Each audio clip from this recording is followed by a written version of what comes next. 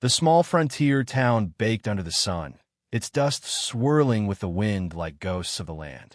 Men gathered near the general store, their voices loud with laughter and bargaining. But what they bartered for today wasn't grain, cattle, or even horses. It was a woman.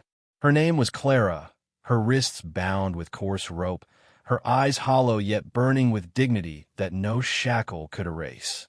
She had been dragged there by her own kin, a drunken uncle who'd lost everything at cards and now traded flesh for survival. "All I need's a sack of flour," he slurred, slapping his hand against the counter. "That'll feed me longer than she will." The crowd laughed. The merchant smirked and slid a flour sack across the wood. But one man didn't laugh. Ethan Hayes, a stranger with dust on his boots and a revolver at his hip, stood apart. He'd ridden into town at dawn, looking for nothing but supplies. Instead, he found himself staring at Clara, the desperation in her eyes, the quiet plea her lips didn't dare speak. When the uncle pushed her forward, Ethan's jaw clenched. His hand drifted toward his sidearm. "Don't," warned a voice near him. "Not your fight, stranger." But Ethan had seen enough wars to know injustice when it stared him in the face. He stepped forward. "How much?" His voice was steady cold. The crowd turned. The uncle sneered. "You got flour, cowboy? Or something worth more?" Ethan laid his last coins on the counter. The merchant shook his head. "Not enough. Deal's already struck." The sack of flour hit the counter. The rope around Clara's wrist tightened as she was shoved into the arms of another man. Ethan's fist tightened. His next words cut through the heat like thunder. "She's not leaving with you."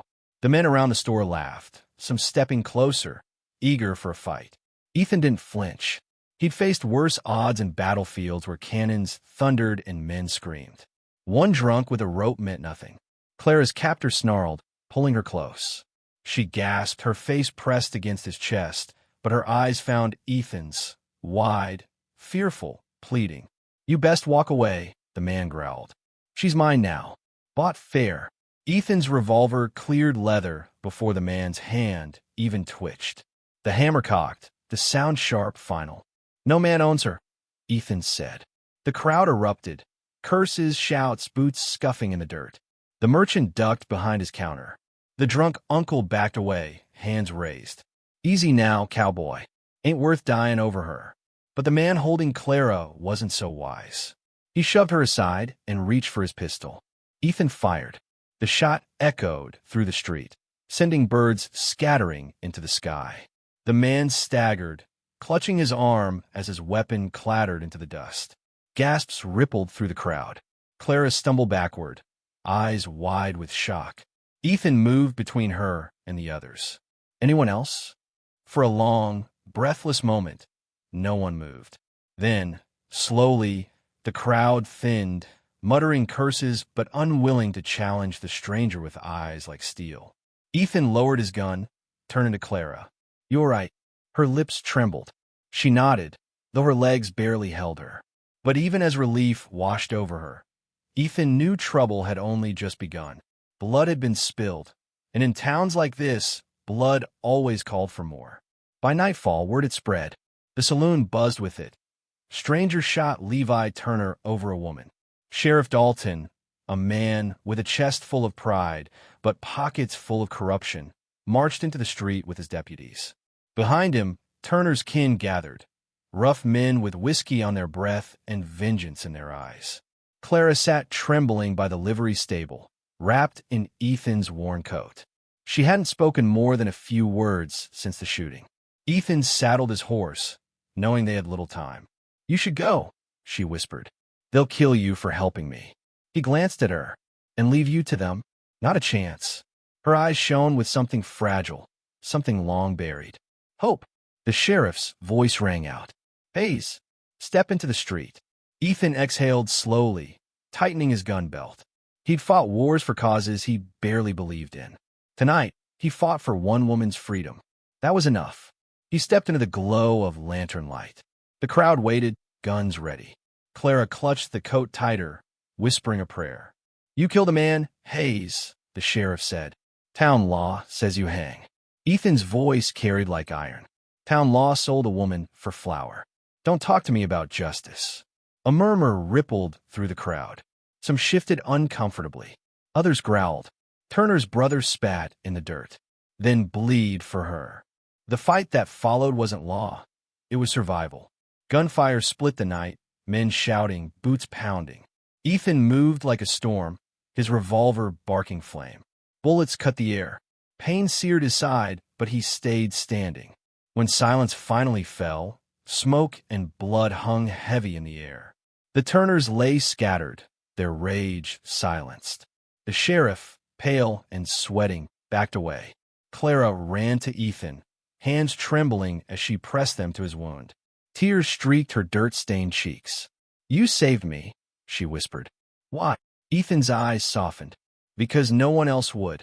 Ethan's strength faltered, but Clara refused to let him fall. She half-dragged, half-guided him into the stable, saddling his horse with shaking hands. "They won't stop," she whispered, eyes darting toward the street. "The sheriff will come back with more." Ethan gritted his teeth, forcing himself into the saddle. He reached down, pulling her up behind him. "Then we ride."